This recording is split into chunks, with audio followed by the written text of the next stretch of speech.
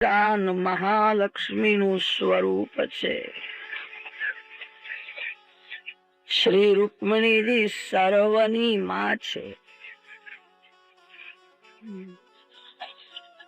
શ્રી રૂકમણીજીને સર્વની દયા જ આવે.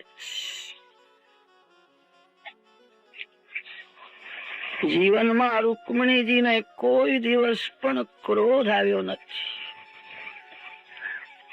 ભાગવતમાં એવું વર્ણન છે કે શ્રી કૃષ્ણ ભગવાનને કોઈ વખત ક્રોધ આવે છે.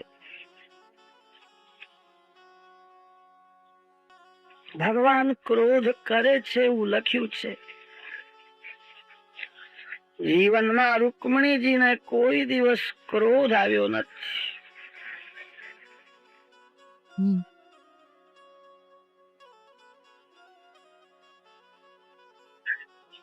પરમાત્મા જીવને વધારે ધન, વધારે સુખ સંપત્તિ આપે. જીવ બહુ લાયક નથી, છતાં ભગવાન એને વધારે ધન આપે. ઘરમાં બધી અનુકૂળતા કરી આપે છે કે અનુકૂળ પરિસ્થિતિમાં આ જીવ મારી ભક્તિ વધારે કરશે. એને બધી અનુકૂળતા મળે તો આ જીવ વધારે પરોપકાર કરશે,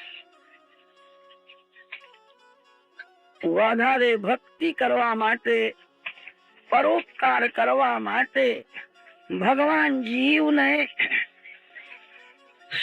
ધન અને અનુકૂળતા કરી આપે.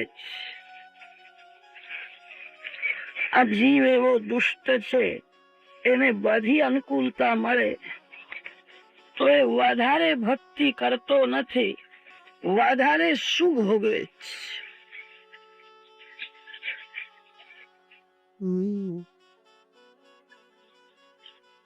બધી અનુકૂળતા મળે તો વાસના વધે છે. આ જીવ વધારે સુખ ભોગવીને તન અને મનને બગાડે અને ત્યારે ભગવાનને ક્રોધ આવે. વધારે ભક્તિ કરવા માટે મેં એને તક કરી આપી હતી. માનવ જયારે ભક્તિની તક ગુમાવે છે ત્યારે ભગવાનને ખોટું લાગે. હવે હું દયા નહીં કરું, હવે સજા કરીશ. આ જીવ દયા કરવા લાયક નથી, આ દુષ્ટ છે. મેં આજ સુધી બહુ દયા કરી, હવે હું દયા નહીં કરું. ભગવાન અનેક વાર ક્રોધમાં જીવને સજા કરવા પણ તૈયાર થાય. એવા સમયે શ્રી રૂકમણીજી ભગવાનને સમજાવે છે, સજા ન કરો, તમે દયા કરો.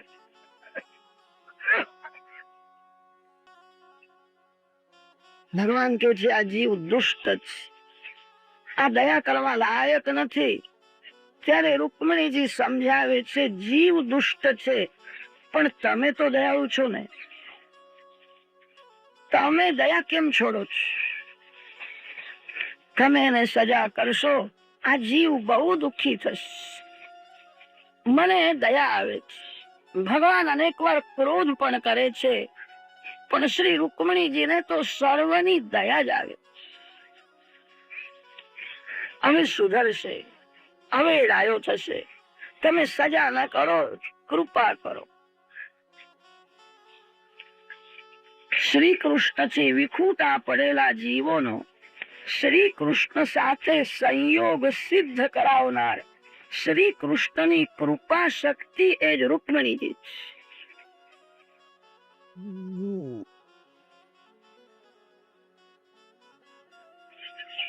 અતિશય પ્રેમના લીધે ભગવાન રૂકમણીજીના આધીન રહે છે. જે જીવના માટે રૂકમણીજી ભલામણ કરે છે એ જીવ ઉપર ભગવાન જલ્દી કૃપા કરે છે. એ સાક્ષાત મહાલક્ષ્મી છે. આપણા શાસ્ત્રોમાં લક્ષ્મીના અનેક ભેદ માન્યા છે. અલક્ષ્મી, લક્ષ્મી, મહાલક્ષ્મી. જે પૈસો પાપથી ઘરમાં આવે છે એ અલક્ષ્મીનું સ્વરૂપ જ છે. અલક્ષ્મીનું વાહન ઘુબડ છે. એ ઘુબડ ઉપર બેસીને આવે છે અને વિનાશ કરે છે. લક્ષ્મી તે છે જે ધર્મથી અને અધર્મથી ધન ઘરમાં આવે છે. થોડુંક મોક્ષોકમાં જાય અને થોડુંક ધન સત્કર્મમાં પણ જાય, એ લક્ષ્મીનું સ્વરૂપ જ છે. રૂકમણીજી તો મહાલક્ષ્મી છે. જે ધન ધર્મથી નીતિથી ઘરમાં આવ્યું છે, તમારા હાથે જેનો સદુપયોગ થાય, જે ધન ભગવત સેવામાં પરોપકારમાં સત્કર્મમાં જાય, એટલું જ મહાલક્ષ્મીનું સ્વરૂપ જ. વકીલના ઘેર જવું પડે, ડાક્ટરના ઘેર જવું પડે, કેટલુંક ધન એવું ખરાબ હોય છે તે રડાવીને જ બહાર જાય. ધનને ધર્મની મર્યાદામાં રાખો. પૈસો એ ઝેર છે અને પૈસો એ અમૃત પણ છે. પૈસો મારે છે અને પૈસો તારે છે.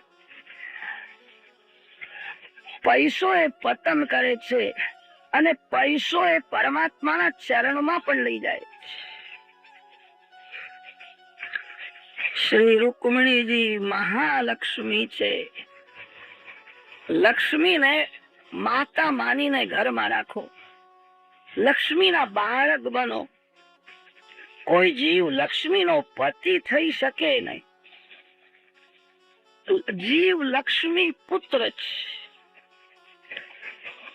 માનો ઉપયોગ થાય. લક્ષ્મીનો કોઈ ઉપભોગ કરવા જાય તો લક્ષ્મી એને ખાડામાં ફેંકે. આ શરીરથી ભગવાનની ભક્તિ થાય છે અને તેથી આ શરીરને ભોજન આપવાની જરૂર છે. પવિત્રતાથી પરમાત્માનું સ્મરણ કરતા કરતા રસોઈ કરે, દાળ ભાત રોટલી શાક બનાવે, ભગવાનને ભોગ ધરે અને આ શરીરથી ભક્તિ થાય છે માટે ભોજન કરે. એ દ્રવ્યનો ઉપયોગ કર્યો કહેવાય. સાદું ભોજન કરે ને એ દ્રવ્યનો ઉપયોગ જ. કેટલાક લક્ષ્મીનો ઉપભોગ કરે. કેટલાકને એવી કુટેવ હોય છે, રોજ 2 શાક તો જોઈએ. એક રસાદાર શાક અને એક કોરું શાક. 2 શાક વિના ચાલતું નથી. પાપડ તો રોજ જોઈએ. આ લક્ષ્મીનો ઉપભોગ કરે. પ્રભુએ વધારે આપ્યું છે એનો અર્થ એવો નથી કે તમારા માટે જ આપ્યું છે. ભગવાન જેને વધારે આપે છે, ભગવાનની એવી ઈચ્છા છે મારા અનેક બાળકોની સેવા કરે. લક્ષ્મીનો ઉપયોગ કરો, ઉપભોગ કરશો નહીં. આ જીવ લક્ષ્મીનો ઉપભોગ કરવા જાય છે ત્યારે લક્ષ્મી એને ખાડામાં ફેંકે છે. સવારે કથામાં વર્ણન કર્યું હતું, રૂકમણીજીના અલૌકિક સૌંદર્યને જોતા રાજાઓના આંખમાં મનમાં પાપ આવ્યું, ગમે તેમ બોલવા લાગ્યા. રૂકમણીજીએ આંખમાંથી એવું તેજ પ્રગટ કર્યું અને તે તેજ સહન ન થવાથી બધા ધૂળમાં પડ્યા.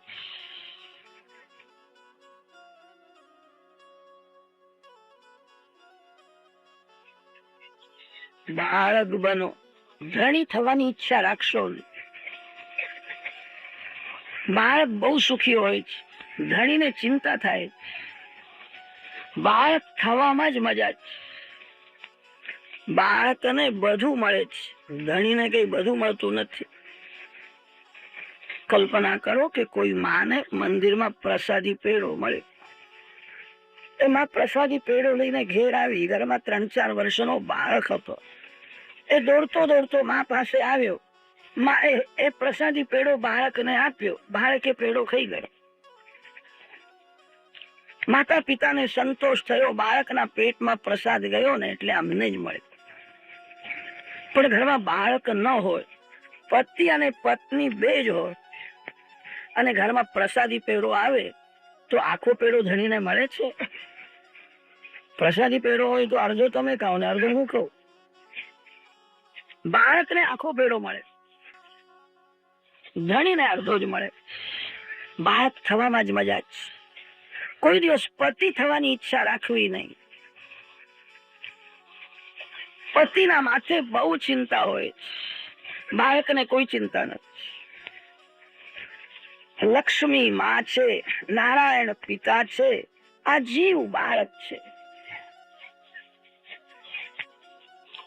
રૂકમણી સ્વયંવર માંથી ઘણા ભાવ નીકળે.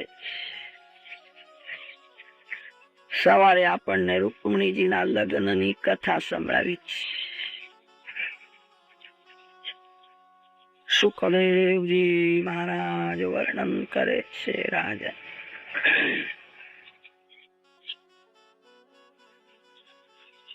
રૂકમણીજીના ત્યાં પ્રદ્યુમ્નલાલજીનું પ્રાગટ્ય થયું છે. પ્રદ્યુમ્નલાલજીએ શંબરાસુર રાક્ષસનો વિનાશ કર્યો છે તે કથા છે. ભગવાનનું બીજું લગ્ન સત્રાજીતની કન્યા સત્યભામાજી સાથે થયું છે.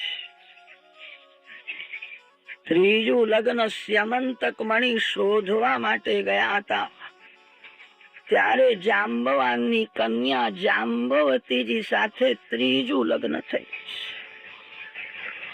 ભગવાનનું ચોથું લગ્ન શ્રી યમુનાજીના અંશમાંથી પ્રગટ થયેલા કાલિંદીજી સાથે થયું છે. પાંચમું લગ્ન મિત્રવિંદાજી સાથે થયું છે. છઠ્ઠું લગ્ન નાગનજીતી સાથે થયું. સાતમું લગ્ન સત્યાજી સાથે અને આઠમું લગ્ન ભગવાનનું લક્ષ્મણાજી સાથે થયું છે. ભગવાનની 8 પટ્ટ રાણીઓ. ગીતાજીના 7મા અધ્યાયમાં અષ્ટધા પ્રકૃતિની કથા આવે છે. પ્રકૃતિ એ અષ્ટધા છે. પૃથ્વી જલ તેજ વાયુ આકાશ મન બુદ્ધિ અને અહંકાર આ અષ્ટધા પ્રકૃતિ છે. પરમાત્મા જગતમાં જયારે આવે છે ત્યારે પ્રકૃતિ દાસી થઈને ભગવાનની સેવા કરે. આ જીવ જયારે જગતમાં આવે છે ત્યારે ઘણા ભાગે આ જીવ પ્રકૃતિનો દાસ બની જાય છે. તમે બધા વૈષ્ણવ છો, તમે બધા શ્રી કૃષ્ણના દાસ છો, તમે પ્રભુના પ્યારા છો. પ્રકૃતિનો ઉપયોગ કરો પણ પ્રકૃતિના ગુલામ ન બનો. માનવ પ્રકૃતિનો ઉપયોગ કરવા જતા પ્રકૃતિના આધીન બને છે. એ સ્વરૂપને ભૂલે છે. એ પ્રકૃતિનો જયારે દાસ બને છે ત્યારે જ પ્રકૃતિ એને રડાવે છે. હું શ્રી કૃષ્ણનો દાસ છું તો પરમાત્માનો તમારા સ્વરૂપને ભૂલશો નહીં.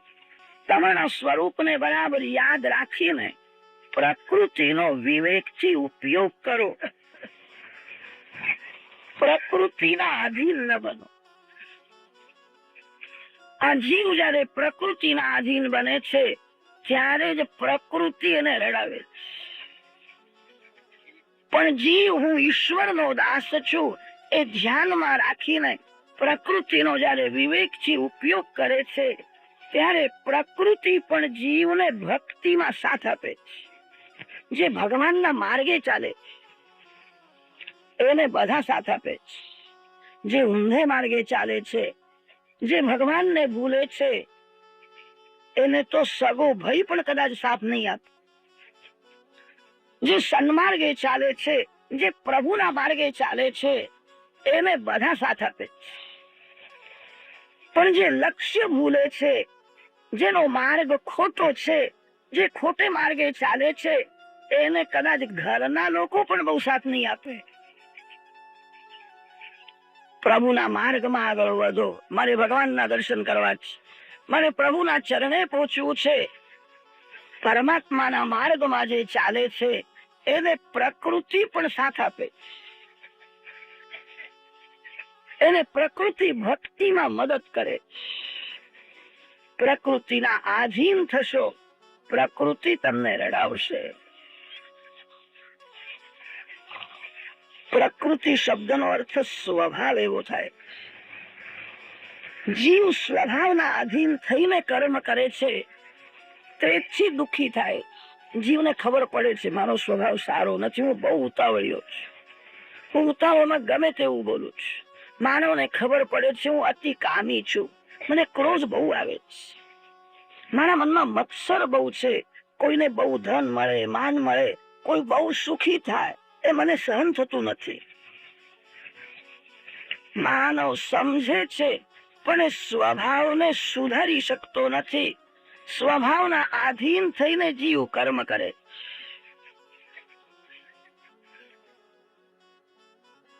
માનવનો સ્વભાવ સુધરે ને તો માનવને મરતા પહેલા મુક્તિના જેવો આનંદ મળે.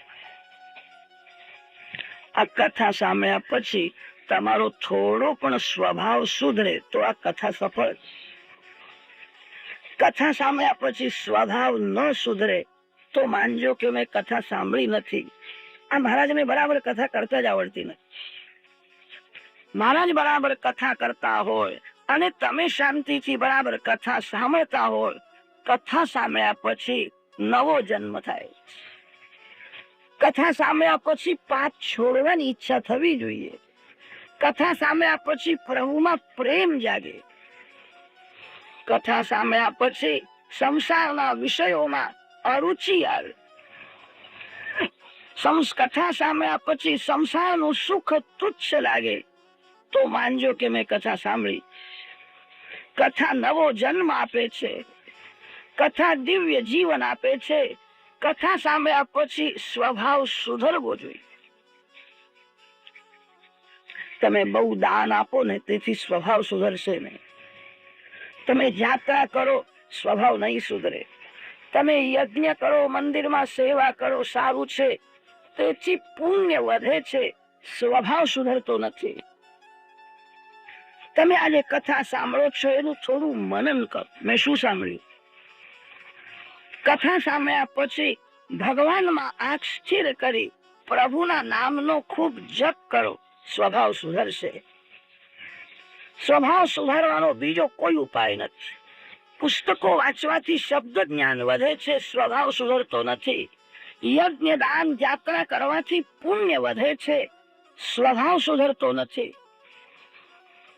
સ્વભાવ સુધારવાનો ઉપાય આ છે. કથાનો એક એક સિદ્ધાંત યાદ કરો, એનું મનન કરો. ભાગવતની કથા કેટલી સાંભળી, જે સાંભળ્યા પછી મનન કરીને જીવનમાં ઉતારો એટલી જ કથા સાંભળી. કથા સાંભળ્યા પછી ભગવાનના નામનો જપ કરો. સ્વભાવ સુધરે તો માનવને મુક્તિ પણ સુલભ છે. જે પરમાત્મા સાથે પ્રેમ કરે છે એ જીવમાં ઈશ્વરના સદગુણ આવે છે. ભગવાનના સદગુણ જીવમાં આવે ત્યારે સ્વભાવ સુધરે. સ્વભાવ જેનો સરળ છે એ જ્યાં જાય ત્યાં શાંતિ. માનવના દુઃખનું કારણ એનો ખરાબ સ્વભાવ છે. જેનો સ્વભાવ બરફ જેવો ઠંડો છે એ જ્યાં જાય ત્યાં ઠંડક જ મળે. પણ જેનો સ્વભાવ જ બહુ કડક છે, તેના ઘરમાં ચારે બાજુ પંખા ફરતા હોય ને તો પણ એના હૈયામાં હોળી જ ગયેલી હોય. જાય શાંતિ નહીં. શાંતિ કઈ બહારથી આવે છે? જેનો સ્વભાવ ઠંડો છે, જેનો સ્વભાવ સરળ છે, અતિ શાંત છે, એ જ્યાં જાય ત્યાં શાંતિ. સ્વભાવ સુધારવાનો બીજો કોઈ ઉપાય નથી. તમારા ભગવાનના દર્શનમાં ધરાશો નહીં. ભગવાનના દર્શન કરતા કરતા પ્રભુના નામનો ખૂબ જપ કરો. કદાચ મન ચંચલ થાય તો ભલે થાય, મન ભલે કુદાકુદ કરે, પણ આંખ ભગવાનમાં રાખજો. ભગવાનના દર્શનમાં ધરાશો નહીં. પરમાત્માના દર્શન કરતા કરતા પ્રભુના નામનો જે સતત જપ કરે છે એ જીવમાં ભગવાનના સદગુણ આવે અને જીવમાં ઈશ્વરના સદગુણ જયારે આવે છે ત્યારે જ સ્વભાવ સુધરે છે.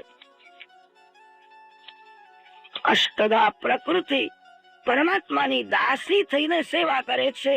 શ્રી કૃષ્ણની મુખ્ય 8 પટ્ટ રાણીઓ છે તે અષ્ટધા પ્રકૃતિનું સ્વરૂપ છે. પ્રકૃતિ દાસી થઈને પરમાત્માની સેવા કરે છે. આ જીવ દુઃખી થાય છે એનું કારણ એ છે એ પ્રકૃતિનો દાસ બને છે.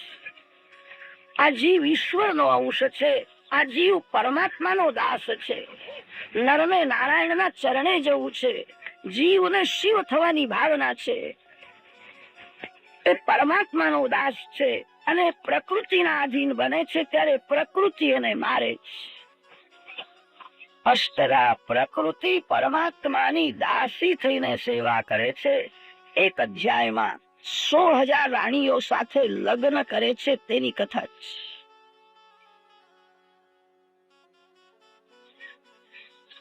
આ વેદના અભિમાની દેવો છે. વેદ મંત્ર કેવળ શબ્દ રૂપ જ છે એવું નથી.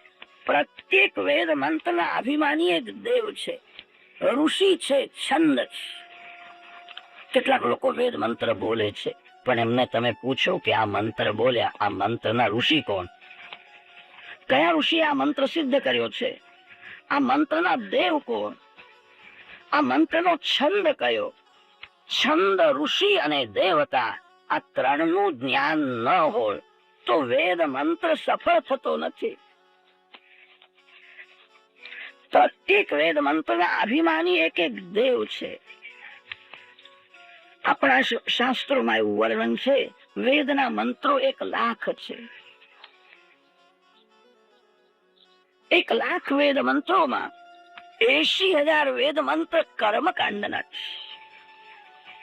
4,000 વેદ મંત્ર એ જ્ઞાનકાંડના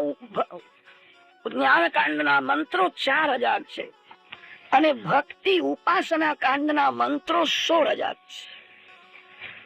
વેદોમાં 3 કાંડ છે, કર્મ, ભક્તિ અને જ્ઞાન.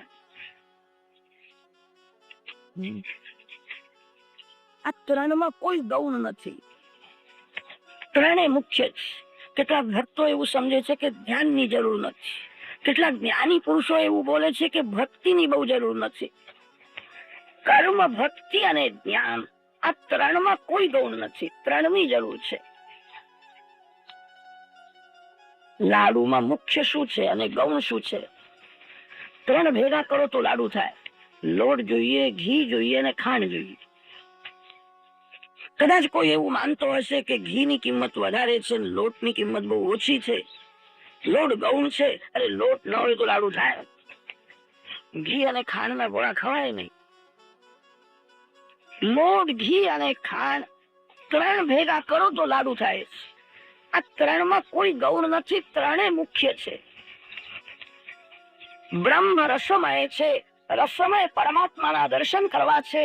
રસમય પરમાત્માનો આત્મ સ્વરૂપમાં અનુભવ કરવો છે. તો કર્મ, ભક્તિ અને જ્ઞાન આ 3ની જરૂર છે. 3માં કોઈને ગૌણ કહી શકાય એમ નથી, 3 મુખ્ય છે. ચિત્ત શુદ્ધિ કર્મથી થાય. અનેક જન્મનું મન બગડેલું છે.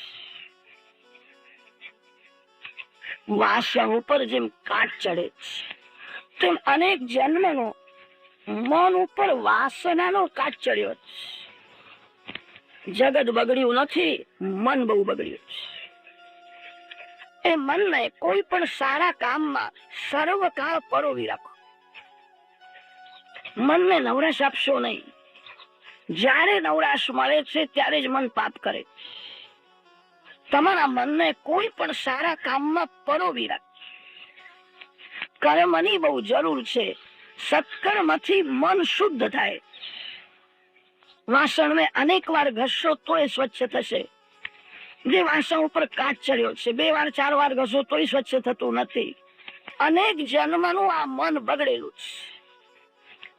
આ મનને કોઈ સારા કામમાં પરોવી રાખો. એક દિવસ બુહારી ન કરો તો ઘર બગડી જાય. એક દિવસ પણ માનવ સંધ્યા ગાયત્રી સત્કર્મ છોડે તો મન બગડી જાય છે. સત્કર્મની ધર્મની બહુ જરૂર છે.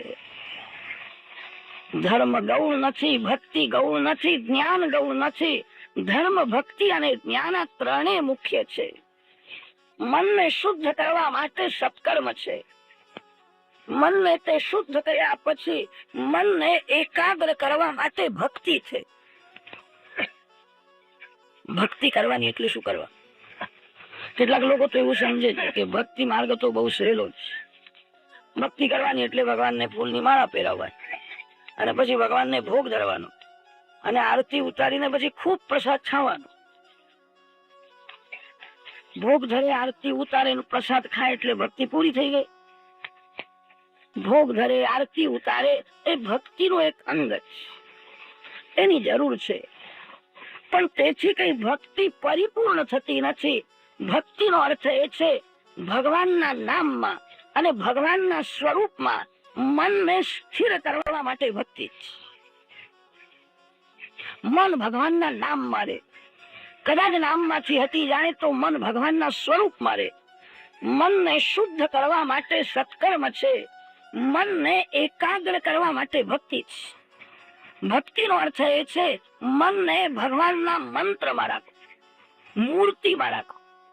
મૂર્તિ અને મંત્ર આ બે જગ્યામાં મન રહે તો જ ભક્તિ થાય. મનને શુદ્ધ કરવા માટે સત્કર્મ છે, મનને એકાગ્ર કરવા માટે ભક્તિ છે અને સર્વમાં પરમાત્માના દર્શન કરવા માટે જ્ઞાન છે. કેટલાક લોકોને એક જ મંદિરમાં અને એક જ જગ્યામાં ભગવાન દેખાય. એ જ્ઞાન બહુ કાચું છે. જેને એક જ જગ્યામાં એક જ મંદિરમાં ભગવાન દેખાય. ભગવાન એવા નથી કે એક જ ઠેકાણે રહી શકે. ભગવાનના દર્શન સર્વકાળ અને સર્વ ઠેકાણે થવા જોઈએ. સત્કર્મથી મન શુદ્ધ થયું, ભક્તિથી મન એકાગ્ર થયું, પછી જ્ઞાનથી ભગવાનનો સર્વમાં અનુભવ થયો. કર્મ, ભક્તિ અને જ્ઞાન આ ત્રણની જીવનમાં જરૂર છે. કર્મકાંડના મંત્રો 80,000 છે. વેદોમાં કર્મકાંડ બહુ મોટું છે. જ્ઞાન કાંડના મંત્રો બહુ જ ઓછા છે. વેદના 3 ભાગ છે: સંહિતા, બ્રાહ્મણ અને આરણ્યક. આ 3 મળીને વેદ પરિપૂર્ણ થાય. સંહિતામાં મંત્ર ભાગ છે.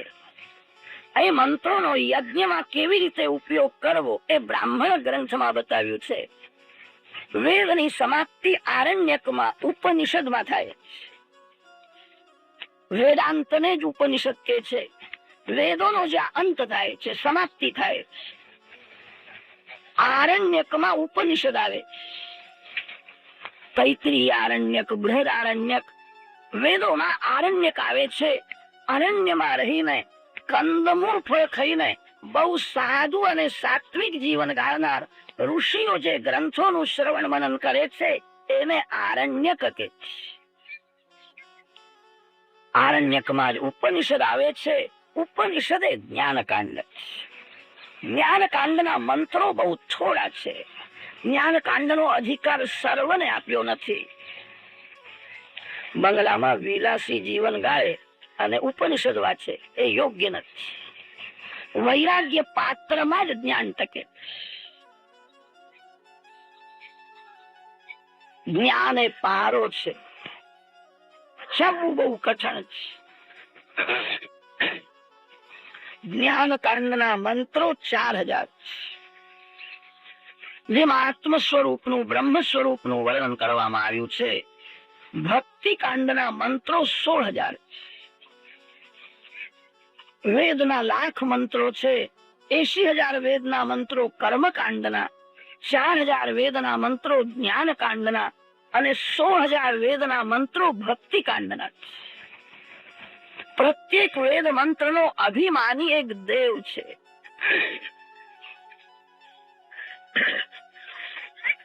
આ વેદો પરમાત્માનું વર્ણન તો બહુ કરે છે, પણ પરમાત્માનો અનુભવ થતો નથી.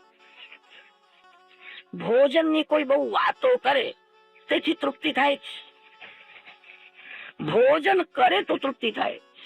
ભોજનની વાતો સાંભળવાથી કે ભોજનની વાતો કરવાથી તૃપ્તિ થતી નથી.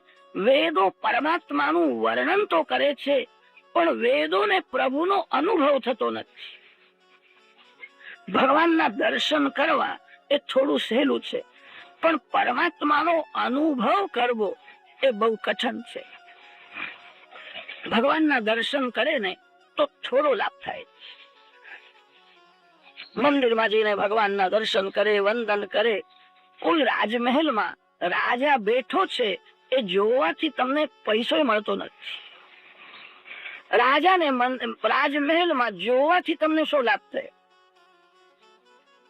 ભગવાન વૈકુંઠમાં છે, ભગવાન મંદિરમાં વિરાજેલા છે, એ જોવાથી કે જાણવાથી તમને શું મળ્યું?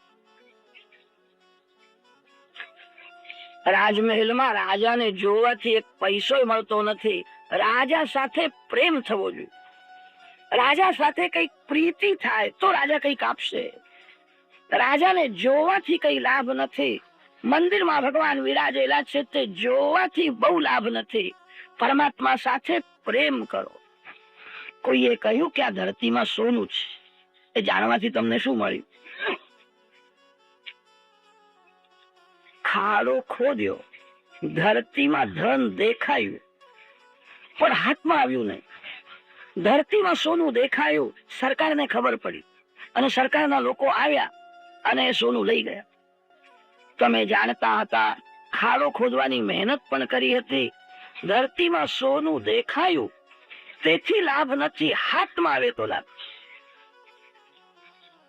ભગવાન જયારે હાથમાં આવે છે, ભગવાનને જોવાથી બહુ લાભ નથી. અરે હાથમાં આવે ને તોય લાભ નથી. મુનિમના હાથમાં શેઠના પૈસા હોય, મુનિમના હાથમાં રૂપિયા છે, પણ મુનિમ જાણે છે કે આ મારા નથી, મારે શેઠને હિસાબ આપવો પડશે. મને જે પગાર મળે છે જ મારો. મુનિમના હાથમાં શેઠના રૂપિયા છે, હાથમાં આવે તો પણ લાભ નથી. પૈસો તમારો થાય તો લાભ. પરમાત્મા સાથે એવો પ્રેમ કરો કે ભગવાન તમારા થાય. ભક્તિનો આરંભ ત્યારે થાય છે, હું ભગવાનનો છું, હું ભગવાનનો છું. એ જે બરાબર સમજે છે એ ભગવાનની ભક્તિ કરે. જેને એવું લાગે છે હું સ્ત્રીનો છું, પુરુષનો છું, એ ભક્તિ કરતો નથી. જેને એવું લાગે છે કે હું સંસારનો છું, એ પણ ભક્તિ કરતો નથી. જેને એવી ખાતરી થઈ છે હું ભગવાનનો છું, હું ભગવાનનો છું, હું ભગવાનનો છું, એવી ખાતરી થયા પછી ભક્તિનો આરંભ થાય. ભક્તિ જયારે અતિશય વધે છે ત્યારે જીવને અનુભવ થાય છે ભગવાન મારા છે.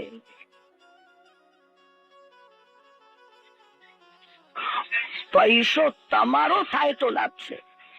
પૈસો દેખાય તેથી લાભ નથી. પૈસો હાથમાં આવે તોય લાભ નથી. પૈસો જયારે તમારો થાય, પ્રભુ સાથે એવો પ્રેમ કરો કે ભગવાન તમારા થાય. આત્મ સ્વરૂપમાં પરમાત્માના દર્શન એને અનુભવ કે છે. ભગવાન વૈકુંઠમાં વિરાજેલા છે, મંદિરમાં વિરાજેલા છે, એ જાણવાથી વિશેષ લાભ નથી. જે ભગવાન વૈકુંઠમાં છે એ મારા હૃદયમાં પણ છે. આત્મ સ્વરૂપમાં પરમાત્માના દર્શન એને જ અનુભવ કે છે. અસ્તિ બ્રહ્મેતિ ચેદ્વેદ પરોક્ષ જ્ઞાનમેવ તત અહમ બ્રહ્મેતિ ચેદ્વેદ સાક્ષાત્કાર સૌચ્યતે. બરફી સરસ છે એવું બોલે, એવું સાંભળે.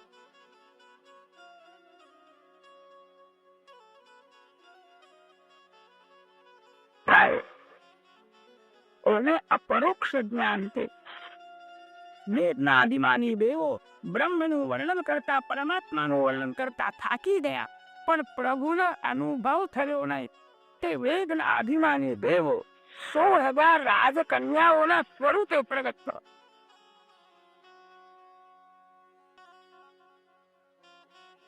આ રાજકન્યાઓને ભૌમાસુરે છેદમાં રાખ્યો. ભૌમાસુર રાક્ષસ છે, એની દાનત સારી નહોતી. આ રાજકન્યાઓને કેદમાં રાખે છે. રાજકન્યાઓ દુઃખી છે.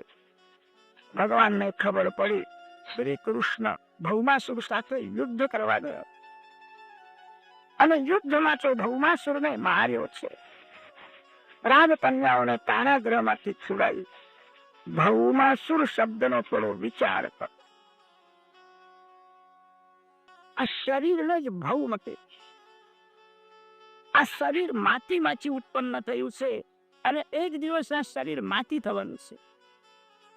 ભૂમિ એટલે માટી, ભૌમ એટલે શરીર. શરીર સાથે રમવામાં જે સુખ સમજે એ રાક્ષસ છે. બધા જાણે છે કે શરીરથી આત્મા જુદો છે, પણ માનવ શરીરનું સુખ જ મારું સુખ છે એવું સમજે. શરીરથી આત્મા જુદો છે તો આત્માનો આનંદ પણ જુદો હોવો જોઈએ. શરીર સાથે રમવામાં સુખ સમજે એ જ ભૌમાસુર છે. ભૌમાસુરની દાનતકારી નહોતી. ભગવાને ભૌમાસુરને મારે છે. વિલાસી લોકોના હાથમાં વેદ મંત્ર જાય ત્યારે વિલાસી લોકો પોતાની વાસના પ્રમાણે અર્થ કરે. વેદોમાં કોઈ કોઈ ઠેકાણે સંસાર સુખ ભોગવવાની આજ્ઞા આપી છે. જીવ સંસાર સુખ ભોગવે, પણ વેદોનું તાત્પર્ય ભોગમાં નથી, ત્યાગમાં છે. વેદ ભગવાન જાણે છે આ જીવ એકદમ છોડી શકે એમ નથી. તેથી વેદોમાં કહ્યું છે કે ધર્મની મર્યાદામાં રહીને સુખ ભોગવે. ભોગ એ ભોગ માટે નથી, ભોગ એ ત્યાગ માટે. એકદમ કોઈ માનવ ત્યાગ કરી શકતો નથી અને તેથી વેદોમાં આજ્ઞા કરી છે સુખ ભોગવે. ધર્મની મર્યાદામાં રહીને વિવેકથી સુખ ભોગવે. ઋતૌ ભાર્યામ ઉપેયા સૌત્રામન્યામ સુરામ પિબેત. વેદોમાં કોઈ કોઈ ઠેકાણોએ સંસાર સુખ ભોગવવાની આજ્ઞા આપી છે, પણ વેદોનું તાત્પર્ય ભોગમાં નથી, ત્યાગમાં છે. વિલાસી લોકોના હાથમાં વેદ મંત્ર જાય ને ત્યારે વિલાસી લોકો તે વેદ મંત્રોનો અર્થ પોતાની વાસના પ્રમાણે કરે. કે વેદોમાં પણ એવું લખ્યું છે. વેદોનું તાત્પર્ય નિવૃત્તિમાં. એકદમ માનવ નિવૃત્તિ લઈ શકતો નથી.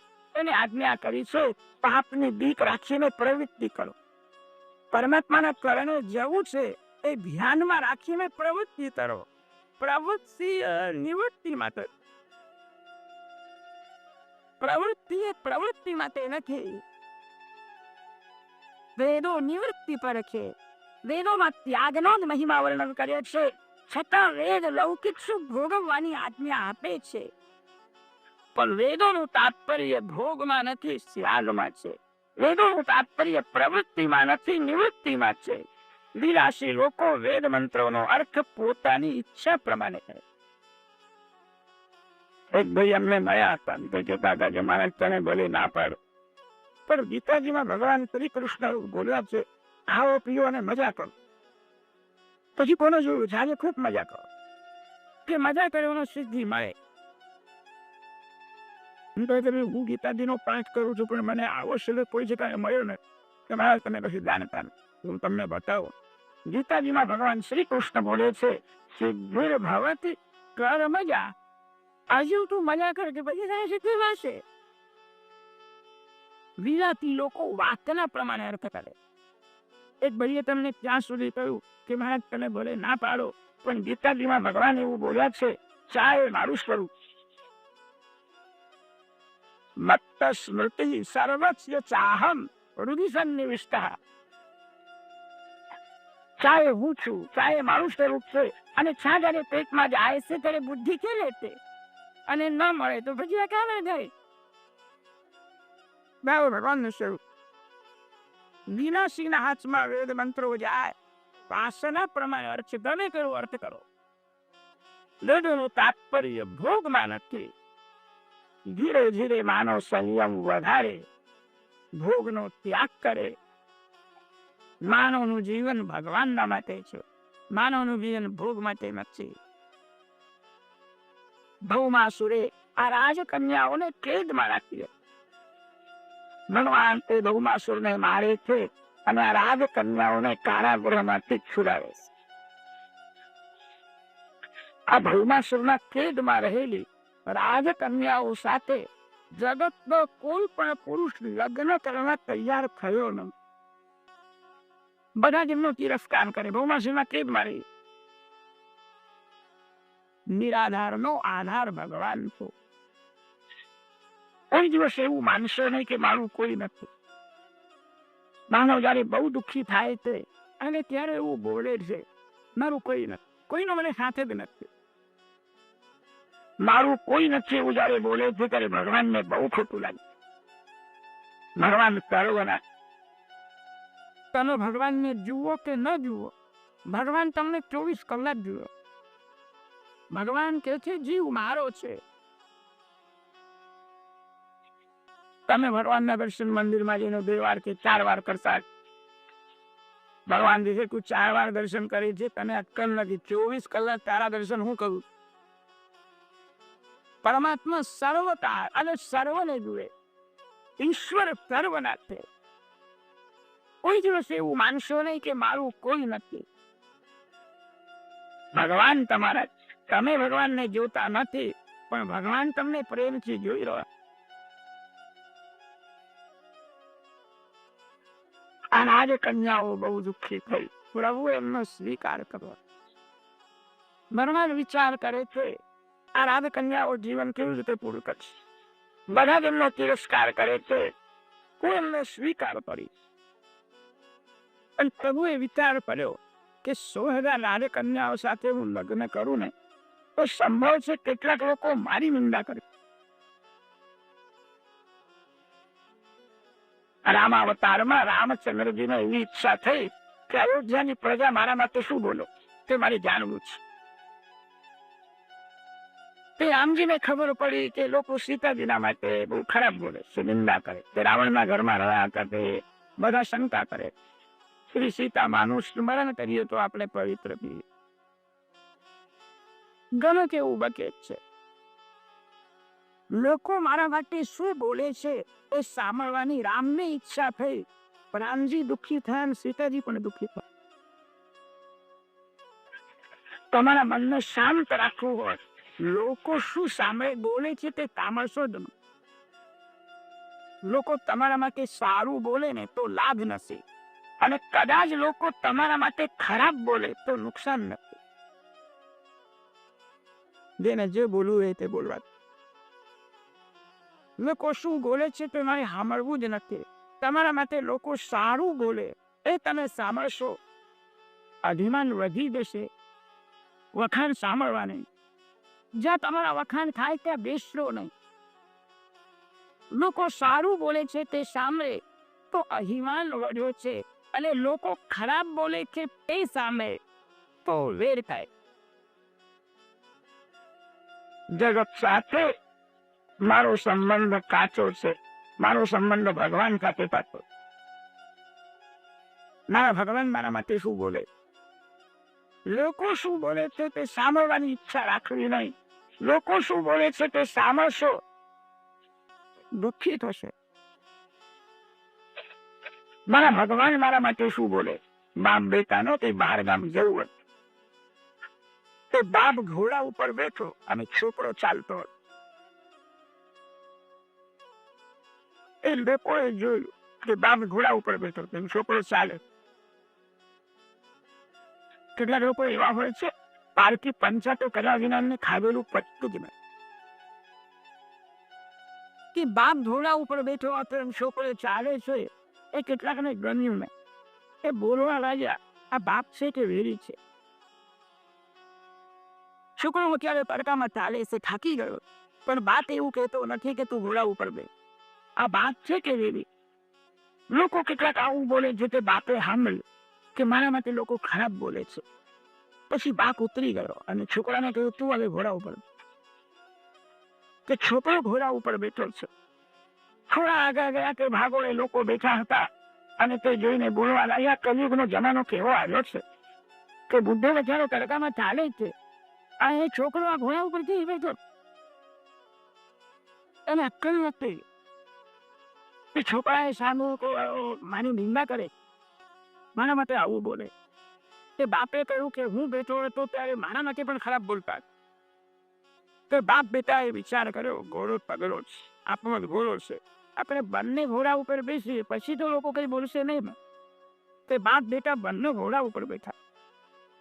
ખરા આગળ ગયા તે લોકોને સહન થયું ને, આ બે બુઆ પહાડ જેવા ઘોડા ઉપર કહ્યું બેઠા, નાનો વધારો થાકી ગયા, આ લોકોને જરાય ગયા નથી. તો બાપ બેટાએ સાંભળ્યું કે અને બંને વિશે લોકો વાળો આપે છે.